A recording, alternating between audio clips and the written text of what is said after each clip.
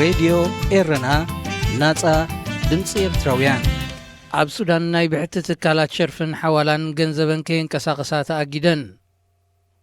ኣብ ጅቡቲ ናብ ኤርትራ ክኸድዕ ሓሲቡ ዝብል ክሲ ተመስሪቱሉ ዘሎ ፓይለት ንኽፍታሕ ዝጽውዕ ኣብ ዝተኻየደ ሰልፊ ኣሳት 200 ሰባት ተኣሲሮም ደቡብ ሱዳን ምስ ግብፂ ዘለዋ ዝምድና ንኢትዮጵያ ዝምልከት ጉዳይ ከም ዘይኮነ ገሊጻ ኣርስታት ዜና ክትከታተሉ ጸኒሕኩም ክቡራት ሰማዕትና ዝርዝራቱ ይቕጽል ኣብ ሱዳን ዝርከባ ሓያሎ ናይ ብሕቲ ትካላት ሸርፍን ሓዋላን ገንዘበን ከይንቀሳቐሳ ዝእግድ ኣዋጅ ወፂዩ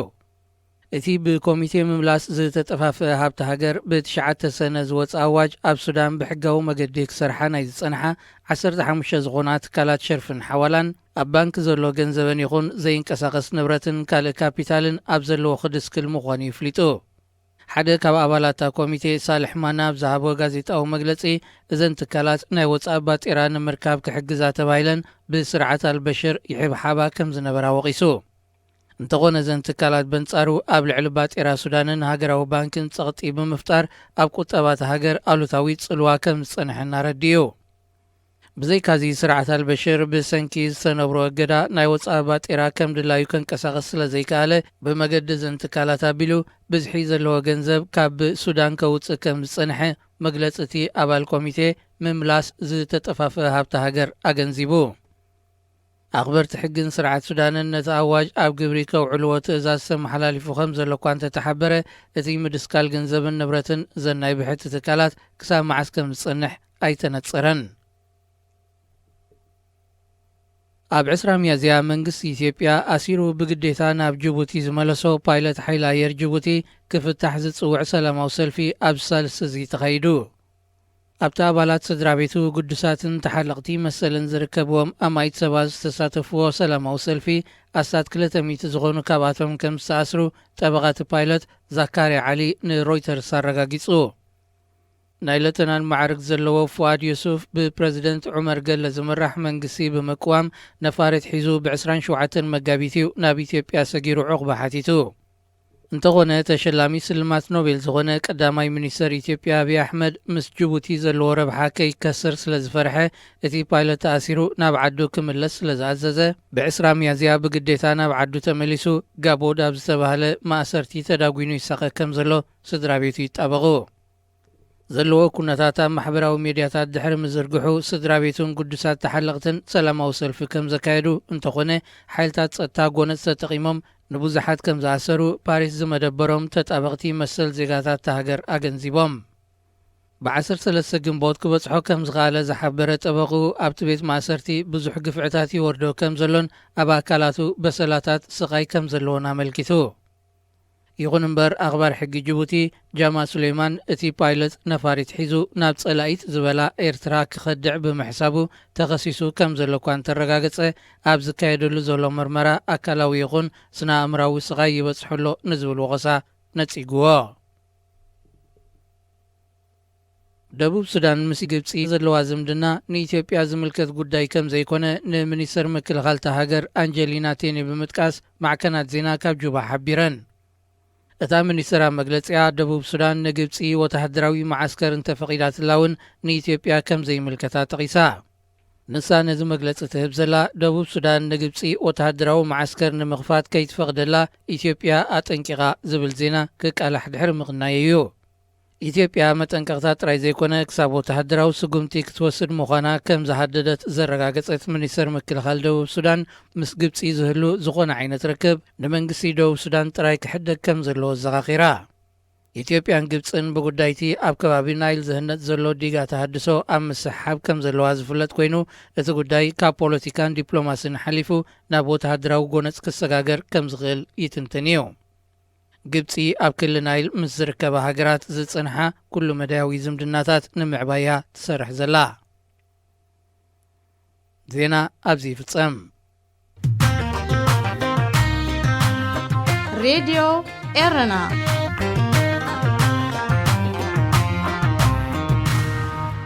ዳግማይ ሰላምታና ተቐበሉ ዝኸበርኩም ሰማዕትና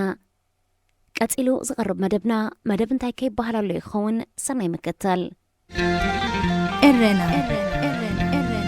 هنا إذاعة إرن الدولية.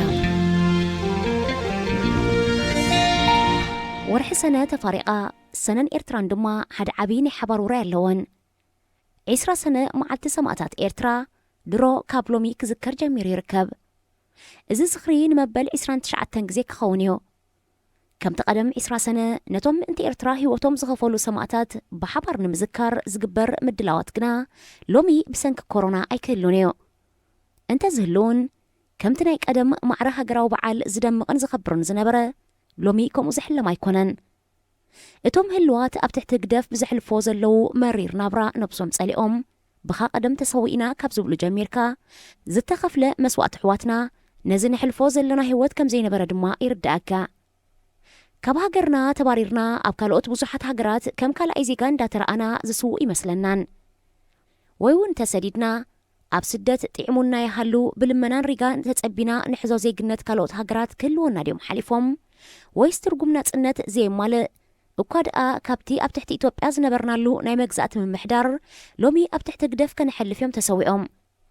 بمبال بعلو حتاتاي بعلو ملاساي كوينو بعوتا إزاربالو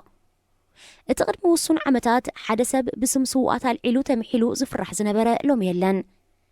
نزز رأيو بزحات سبات هقدف نترزين مسوات حواتنا ببلاش كرأن هزب دما زنبرو كبيد هاقراو فقري كتأف كم سرحلو إسامعو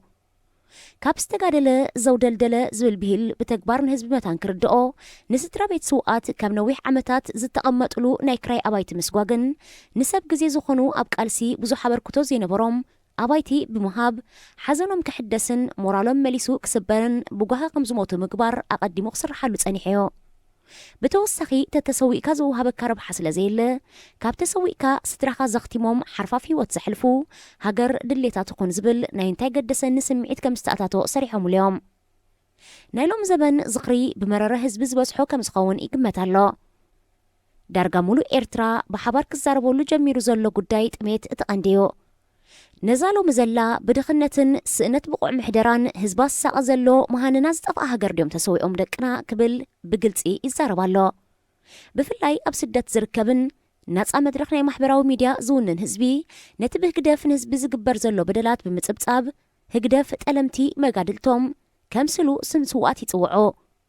كوينو قنا نسدرا بيت سوات يقافعو نساتهم زبرهو شمعان زخرن نسوات حواتنان أحتنان زوكلا يكونن يأكل بسم سوقاتن دك سوقاتن جنزب ملمان نحدرو من علامة من أبايت قبيركا عمد متأ بسم سوقات كالوت حدث تقسو مقوار بمبال قطع أم مقلات إيركولو إرترا حق أنيا دبس يدليالو سوقاتنا زد بسو هقدف زحزو سلطان هزبي مزركبون قفعت دما كاب إسياس جميركا أفرد قريبهم فرد مسوهابوميو زبل زرباتات يوسخلو اللو إذا بوزحات كدقف كلو كالوت قنا كوشت أو خناتاتنا زين إس كابنا يدقى بفلاي كاب إتوب أزمت أن زلو هندود زمتا نداق ماي ورار بحرنا نممكات تعقستي كدلين نايو زبلو اللو كالوت قنا بزا حساب أي سامعنيوم إتوب أوان نهاجرنا إرترا داق ماي بتحت قطصروم كأتوا نا إساس براكي اللوام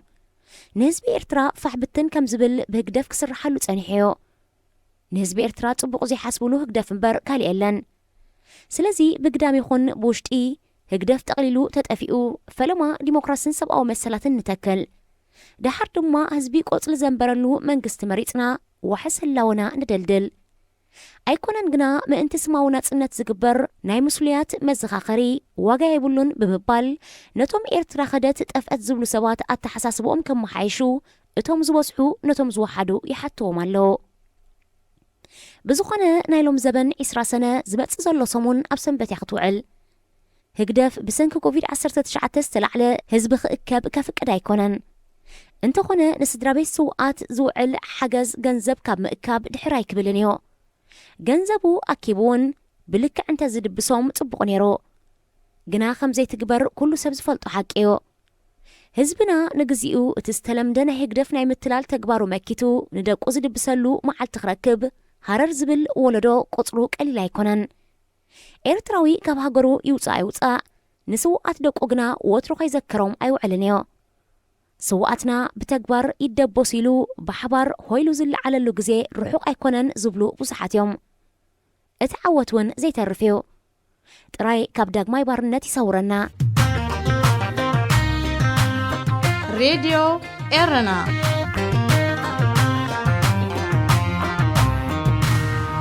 እቲ ኸልኣይ ተስፋ ዝቑርጽ ዜና ድማ ካብ ውሽጢ ኤርትራ ዝመጽእ ዘሎ ኣብ ጥሜትን ዓጸቦን ናይ ዝወደቐ ህዝቢ ጸብጻብዮ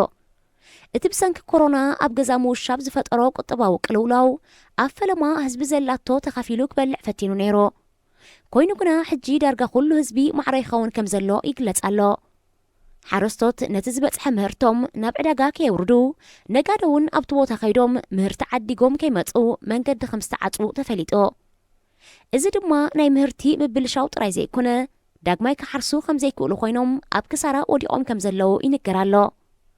መንግስቲ ብስም ውሻብ ንህዝቢ ኣብ ገዛ ብምርጋጥ ካብቲ ቅድሚ ሕጂ ዝነበሮ ድሩት ገደብ ምንቅስቓስ መሊሱ ብምክታእ ከተማታት ከም ዝለምሳ ገይርዎን ይርከብ ኣሎ በዚ ምክንያት ህዝቢ ዕለታዊ ዘድልዮ ነገራት ንምግዛእ ይኹን ንምርካብ ግድን ካብ ምምሕዳራት ፍቓድ ክረክብ ኣለዎ ንህዝቢ ግዴታ እምበር መሰል ከም ዘይህልዎ ምግባር ህግደፍ ምዋእሉ ዓመታት ክሰርሓሉ ዝጸንሐ ኣገባብ ጭቆን እዩ እንሆሎም ድማ ንህዝቢ ካብቲ ዝኣከቦ ገንዘብ ገይሩ ስርናይ ሸሚቱ ባንሰንኪቱ ክምግቦ ዘይኮነ ካብታ ዘይብሉ ብስም ወፍያ ገይሩ ብሓይሊ ገንዘብ ንህዝቢ ኣብ ምምዛዕ ይርከብ ኣሎ ህግደፍ ሽፍታዩ ዝብል ዘረባታት ብሰንኪዚ ንብረት ኣብ ምዝማትን ምእሳርን ኩነታት ምጽማዱ ነዚ ሽፍታ ዝብል ጠቐነ ክትቀበሎ ትግደድ ኢኻ إرنا هنا إذاعة إرنا الدولية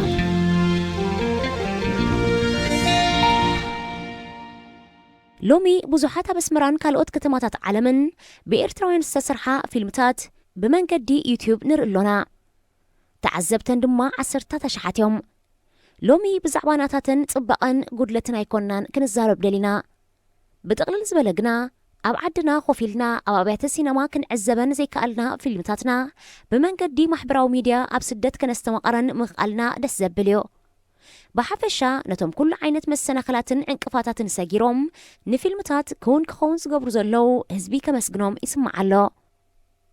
ብፍላይ ኣብዚ ናይ ኮሮና ለበዳ ግዜ ህዝቢ ኣብ ቤቱ ተዓጽዩ ኣብ ዝውዕለሉ ዘሎ እዘን ፊልምታት መሃርትን መዘናጋዕትን ኮይኖን ኣለዋ ህዝቡን ንስነ ጥበበኛታቱ ክብርትዑ ዝከኣሉ ይገብር ኣሎ እታ እንኮናይ ሎሚ ኣርእስቲ ግና ምስ ምስጋና ዝተተሓሓዘት ኣይኮነትን ኣብታ እታ ፊልም ዝስራሓላ ዘሎ ኩነታት ግና ባህ ዘብል ኣይኮነን እቲ ጎደናታት ህንጻታት ጽርግያታት ከምኡውን ኣትክልትታት ሮይ ዕንወት ከም ዝወረዶም ይዛረቡ ኣለዎ ብቐንዱ ድማ ጽምእን ዕርቃንን ናይቲ ህዝቢ ብግቡእ ይንበብዮ እቶም ቀደም ኣብ ፍሉጣት ድራማታት ብወዞም ዝልለዩ ዝነበሩ ተዋሳእቲ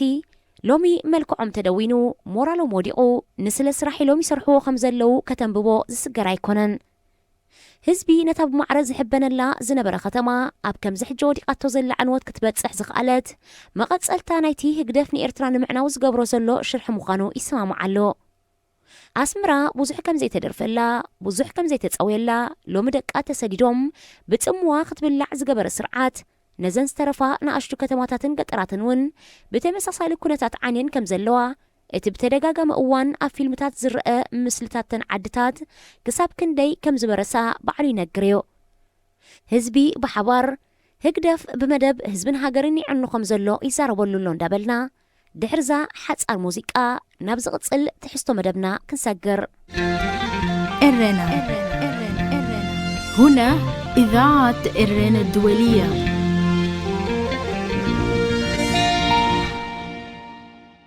لو مقنا علمنا بمغنيات أسكحكح قتلت سلم أمريكاوي جورج فلويد أو أزي ترير كوناني تركبالا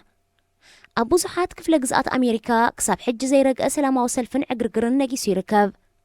كمون أمل العالم بعصرتا تشحز قصرو نعبنياتات نعبيتي كتماتات عالمنا بسلامة وسلفي على غلقهم من كأنيوم نحدث سلم موت أمريكاوي يقد سنايو أمل العالم زركب على تاون زرقون أدلو دويبل سلاحتاوي أدلو بحبر قربت نخنن نسبات بعليتن قربتن مفللاي جزيو زحلفو نايدنا أوراكايدايو فتحي لومي نجورج فلويد اندابلو نكتماتاتن مرخب بوزهانن تقوطاصيروم من كانيوم إذا موت ناي جورج فلويد نبوزحات إرتراوين قطعوهم كانيو ገለገለ ናይ ኤርትራ መንግስቲ ተደናገጽ ድማ ሓቢሮም ነቲ ግዳይ ክድግፉ ነቶም ጻዓዱ ፖላይስ ድማ ክኹንኑ ምስ ጀመሩ ብዙሓት ኤርትራውያን ዓገብ ክብሎም ጀሚሮም ቀድማ ኣብ ሃገርኩም በቲ ትምክሕሉ መንግስቲ ህግደፍ ንዓመታት ብዘይ ፍርዲ ዝተኣስሩ 10,000 እስራት ፍትሒ ክረኽቡ ጻውዒት ኣቕርቡ ንኸምኡ ዝበለ ተግባራት ድማ ኣብ ኩሉ ኮንኖ ድሓር ድማ ንናይ ካልእቲ ሃገርኩም ጸገም ኣልዒልኩም ትማጎቱ ትኹንኑ ይብሎም ኣለው ብርግጽ እዚ ኣብ ኣሜሪካ ኣብ ልዕሊ ጆርጅ ፍሎይድ ዘጋጠመ ፍጻሜ ዘሰቅቕዮ በጀኻ ከተንፍሳይ ከኣልኩን እንዳበሎ ጻዕዳ ፖሊስ ዕጅብ ከይበሎ ክሳብ ዝመውት ከም በጊዕ ንማሕረዲ ኣብ ክሳዱ ጸቒጡ ቀቲልዎ ናይ ብዙሓት ኤርትራውያን ብፍላይ ናቶም ብኣብያተ ማእሰርቲ ከርተት ዝበሉን ዝተሰቃዩን ሎሚ ኣብ ስደት ዝርከቡ ኤርትራውያን ከም ዝምስክርዎ ኣብ ኤርትራ ዕለታዊ ንዓመታት ዝቐጸለ ሰባት ብግፍዕን ጭካንን እንዳተሰቃዩ ምስ ትንፋስ ሲኢኖም ይሞቱ ምህላዎም ይገልጾ ናይ ኤርትራውያን ዘይተነግረ ኮይኑ እምበር ካብዚ ናይ ጆርጅ ፍሎይድ ዝገደደ ኣሰቃቂ ስቅያት መሊኡሎ ብምባል ክልተ ሞራል መሓዝ ማለት ንቐተልቲ ጆርጅ ፍሎይድ ምኹናን በቲ ድማ ንህግደፍ ምንሓፍ ቅቡል ኣይኮነን ግፍዒ ብምባል ምስ ደገፍቲ ናይቲ ስርዓት ይከራኸሩለው እቲ ናይ ኤርትራ ግፍዒ መዓልቲ ኣኺሉ ፍትሒ ክረክብ ህዝቢ ክትንስእ ከም ዝግባእ ብዙሓት የስምሩሎ ህዝቢ ዝመርሖ ሲኢኑ ደኣ እምበር ንህግደፍ ንምዕላው ድልዊ ዘሎ ዝብል ጻውዒት ብብዝሒ ይስማዕ ከም ዘሎ እንዳሓበርና ናብ ናይ መወዳእታ ትሕዝቶና ብዝሓጻር ሙዚቃ ነሰጋግረኩም إذاعة الرنا الدولية صوت أريتري مستقل راديو إيرنا ناصا ድምፂ ኤርትራውያን ኣብ ወጻኢ ዝነብር ህዝቢ ናብ ውሽጢ ሃገር ዝሰዶ ገንዘብ እንዳዛየደ ይመጽእ ከም ዘሎ ተገሊጾ እዚ መጠን ወሰኽ ብሰንኪቲ ንመላእ ዓለም ኣሸጊሩ ዝርከብ ለበዳ ኮሮና ቫይረስ ዘስዓቦ ቅልውላው ናይ መነባብሮ ንምህዳእ ተባሂልዮ ህዝቢ ካብ መንግስቲ ብዘይካ ጾር ምውሳኽ ካልእ ስለ ዘይረክብ ባዕሉ ንባዕሉ ተሓጋጊዙ ህይወቱ ይመርሕ ከም ዘሎ ይግለጽ እቲ መንግስቲ እኹል ሃለኽቲ ነገራት ከቕርብ ስለ ዘይከኣለ ህዝቢ ካብ ስደት ዝሰዶ ገንዘብ ኣዛይዱ ቤተሰቡ ክጸውር ተገዲዱሎ እዚ ጥራይ ዘይኮነስ ሎሚ ካብ ዝኾነ ዓለም ናብ ኤርትራ ዝኣቱ ገንዘብ ዳርጋ 900 ብመንገዲ ሂምቦልዩ ዝመሓላለፍ ዘሎ ኣሃዛት ከም ዘርእይዎ ዘለዎ ግና ካብ ዝሓለፈ ሰሙን መጠን ሸርፊ ናቕፋ ከንቆልቁል ይርአ ኣሎ ናቕፋ ሒዝዎ ዝጸንሐ ክብሪ የንቆልቁል ኣሎ ብውሕዱ ናይ 100 ናቕፋ ወሰኽ ኣብዚ ሰሙን ኣርእሎ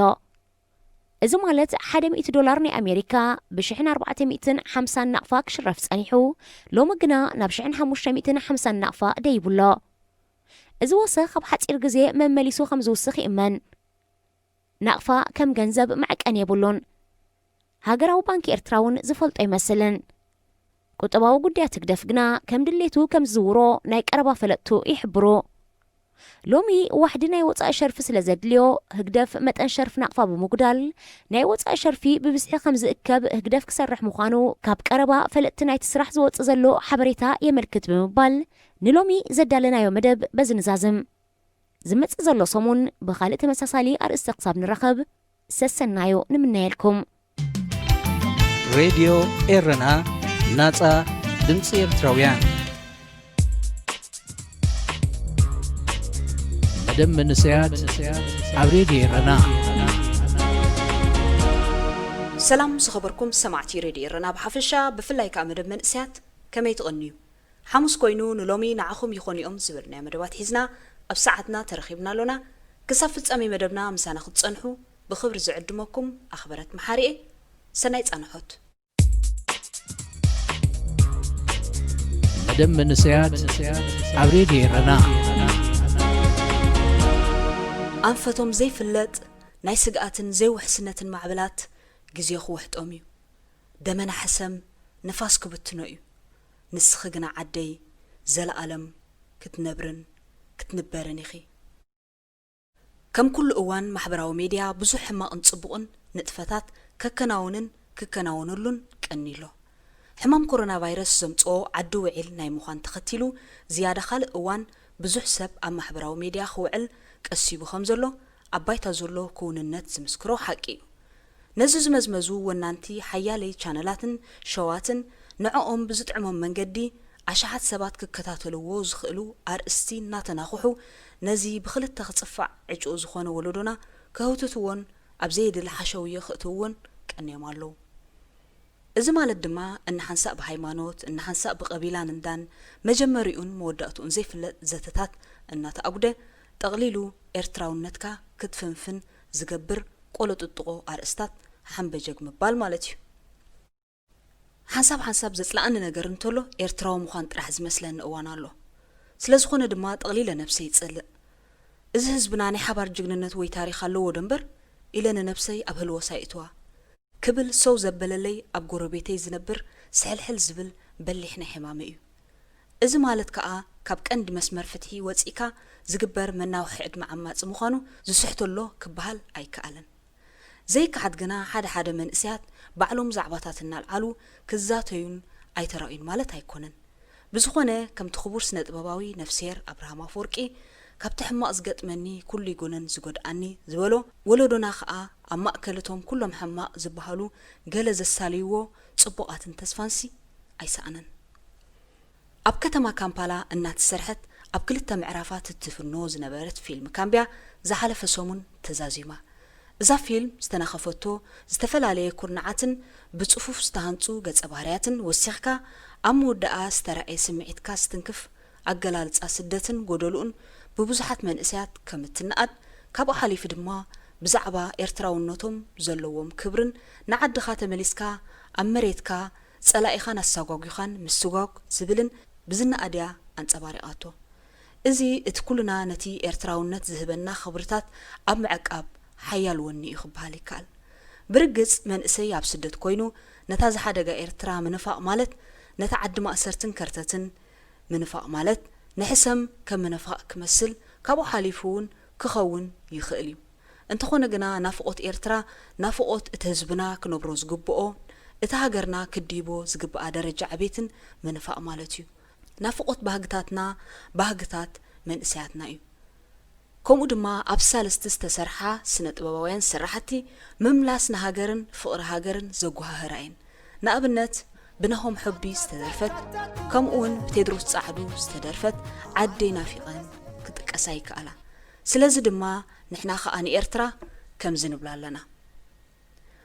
ኣንፈቶም ዘይፍለጥን ዘይፍለጡን ናይ ስግኣትን ዘይውሕስነትን ማዕበላት ግዜ ክውሕጦም እዩ። ደመና ሕሰም ንፋስ ክብትነ እዩ። ንስኺ ግን ዓደይ ዓዲ ቦታተይ ዘለኣለም ክትነብርን ክትነበርን ኢኺ። ምዝያ ተኣሳሲርና بعوت منግስቲ ኣብ ተጻሕፈት ኣለኹም ዶ ኤርትራውያን እትብል ጽፉፍ መልእኽቲ ዝሓዘት ዋዛ እንህት ኣለኹም ዶ ኤርትራውያን ሎሚ ክልተ ዋዛታት ገይረ ሓደ ቁም ነገር ክሕልፈልኩም ተንስኤለኹ ኣብ ሓደ መድረኽ እዩ ሓደ ደራፋይ ዝተፈላለዩ ከተማታት ኤርትራ እናጠቐሰ ይደርፍ ነይሩ ሓንቲ ጓል ከዓ ኣብ ታሕቲ ኮይና ምስ ዝጸውዓ ከተማ ኣለና እናበለት ብፍቕሪ ትውጭጭ ኣለኹም ዶ ደቂ ስመራ ኣለና ኣለኹም ዶ ደቂ ኸረን ኣለና ኣለኹም ዶ ደቂ ባጽዕ ኣለና እቲ ደራፋይ ካብ መድረኽ ምስ ወረደ ብዛዕባ እታ ጓል ከም ዝኽብል ተዋዘ እዛ ጓልሲ ከመይ ጌራ ኣብ ጽዋዕኳ ከተማ ትህሉ ዘላ ነታ መድሓንታ አንቂጻ ደቑይሳ ኣብ ኩለን ከተማታት ኤርትራ ድያ በቲናታ ኣብ ገዛውትና ከዓ ሓደ ናይ እምሮ ጸገም ዝነበሮ ሰብ ሓደ መዓልቲ ከሰንብድ ወይሎም ክዳን ወታደራት ተኸዲኖም ኣጓይዮሞ እግሪ ኣውፅእኒ ሃዲሙ ናብ ካንሸልኦም ብምእታው ኣብ ሽቓቕ ተሓቢኡ ነታ ሽቓቕ እናንኳሕኩሑ ንዓውፃእ ኣብዚ ከም ዘለኻ ፈሊጥና ኣለና ንዓውፃእ ይብልዎ ነበሩ ንሱ ከዓ በት ውሽጢ ኮይኑ መሊስሎም ኣብዚ የለኹን ነዘን ዋዛታት ንጎኒ ገዲፈ ናብ ቁም ነገረይ ክምለስ ምናልባት እታ ኩለን ከተማታት እናኽጽዋዓ ብፍቕሪ ትውጭጭ ዝነበረት ጓል ኣብ ሓንቲ ከተማ ጥራሕ ዝተወልደት ክትከውን ትኽእል እያ ሓደ ትምህርቲ ግን ምሂራትና ኣላ ወደ ስመራ ስለ ዝኾንካ ከረንካ ምፍቃር ኣየብኩረካኒ ወደ ዓዲ ቀይሕ ስለ ዝኾንካ ከዓ ንመንደፈራኻ ምፍቃር ኣያዕግተካኒ ንሕና ኤርትራውያን ከምዛ ጓል ምዃን እዩ ዘድልየና ዘሎ ኣለኹም ዶ ክርስቲያን ክበሃል እንከሎ ኣስላማይ ኣለና ክብል ኣለዎ ኣለኹም ዶ እስላም ክበሃል እንከሎ ከዓ እቲ ክርስቲያን ኣለና ክብል ኣለዎ ሎሚ ነቶም ብሃይማኖትን ኣውራጃን ብሄርን ኣሳቢቦም ሓድነትና ክዘራርጉ ዝፍትኑ እክያት ኣስላማይ ከይጸላእካ ክርስቲያን ከይጸላእካ ከዓ ኣስላማይ ክኸውን ከም ዝኽእል እነርእየሉ ግዜ እዩ ብተመሳሳሊ ኣለኹም ዶ ብሌን ክበሃል እንከሎ ኩናማ ኣለና ክትብሉ ኣለኹም ዶ ሰራየ ምስ ተባሃለ ኣኮለ ጉዛይ ሓማሴን ኣለና ክትብሉ ኣለኩም ንሕና ኤርትራውያን ኢና መድሓንትና ቅጽና ደቆስና ኣብ መልእቲ ኤርትራ ካብ ራስ ቄሳር ክሳዕ ራስ ትሜራ ዝበተና ሓደና ክንብሎም ኣለና እቶም ኤርትራውያን ከንስኹም ከምቲ ናይ እምሮ ጸገም ዘለዎ ወዲ ገዛውትና ይቕሬታ ብዛዕባ እምሮኹም ኣይኮንኩን ትዘረባ የለናን ትብሉ ዘለኹም ከኣ ኣለኹም ይዝብለኩም ኣብቲ የለናሉን ትብሉ ዘለኹም ኣብቲ ኤርትራውነት ኣብኡለኹም ምናልባትውን ልዕሊ ሰብኩም ፍቕሪ መሬትኩም ክህልወኩም ይኽእል እዩ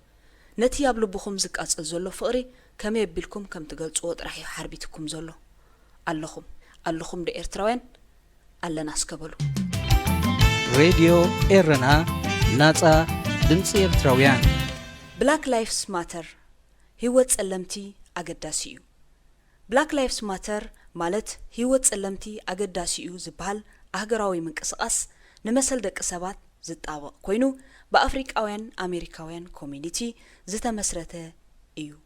ዕላምኡ ድማ ኣንጻር ዓመፅን ሲስተማቲክ ረሲዝምን ማለት ረቂቕ ውድብ ዓሌትነት ኣብ ልዕሊ ጸለምቲ ኣሜሪካውያን ዝወርድ ተቃውምኡ ዝገልጽ ምንቅስቓስ እዩ ብላክ ላይፍስ ማተር ድሕሪ ምቕታል ጸሊም ኣሜሪካዊ ትራይሮን ማርቲን ኣብ ማሕበራዊ መራኸቢታት ዝተበገሰ ኮይኑ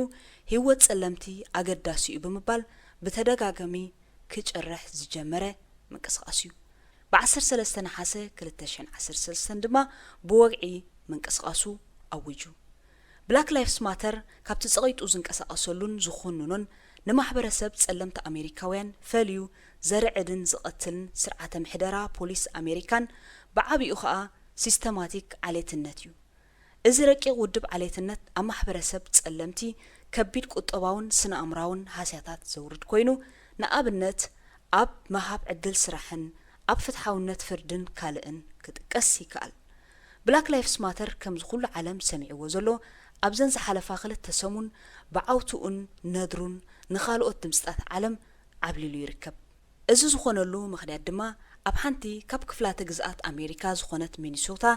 ጆርጅ ፍሎይድ ዝተባህለ ጸሊም ኣሜሪካዊ ብፖሊስ ድሕሪ ምቕታሉ እዩ እቲ ፖሊስ ንጆርጅ ዝቐተለሉ ምኽንያት ኣብ ሓደ ድኳን ስናዕ $20 ሒዝካ ተረኺብካ ብዝብል ምኽንያት ክኸውን እንከሎ ንኣቀታትልኡ ዝምልከት ድማ ኢዱ ብኹርንኩሪት ኣሲሩ ብብርኩዝ ክሳዱ ብምጽቃጥ እዩ ፈጺሞ ስለዚ እምበኣር ሞት ጆርጅ ዓለም ለኻዊ ቃልሲ ብብላክ ላይፍስ ማተር ማለት ህይወት ጸለምቲ ኣገዳሲ እዩ ብዝብል ጭርሖ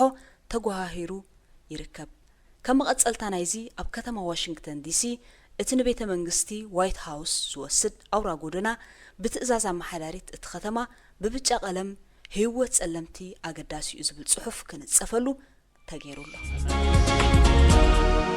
ዝኸበርኩም ተኸታተልቲ መደብ መንእስያት ንሎሚ ዝበልናዮ መደብ ከም ዝተኸታተልኩም እዩ ነይሩ ክሳዕ ዝመጽእ ሰሙን ምስ ተረፉ መደባት ሬድዮ ኤረና ንሓድገኩም ሰናይ ቀነ መደብ መንእስያት ኣብ ሬድዮ ኤረና